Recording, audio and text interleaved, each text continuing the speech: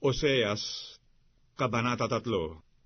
At sinabi ng Panginoon sa akin, yumaong ka pa, suminta ka sa isang babae na minamahal ng kanyang kaibigan, at mangangalunya sa makatwid bagay ng gaya ng pag-ibig ng Panginoon sa mga anak ni Israel, bagamat sila'y nagsisipihit sa ibang mga Diyos at nangagkakagusto ng mga binilong pasas.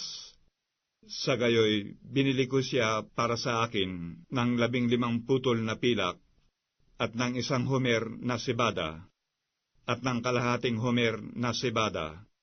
At sinabi ko sa kanya, ikaw ay mapapasa akin na maraming araw, ikaw ay hindi magpapatutot, at ikaw ay hindi na magiging asawa pa ng ibang lalaki.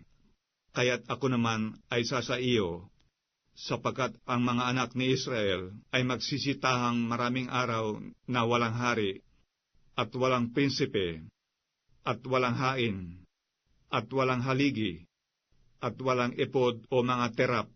Pagkatapos ay manunumbalig ang mga anak ni Israel, at hahanapin ang Panginoon nilang Diyos, at si David na kanilang hari, at magsisiparitong may takot sa Panginoon at sa kanyang kabutihan sa mga huling araw.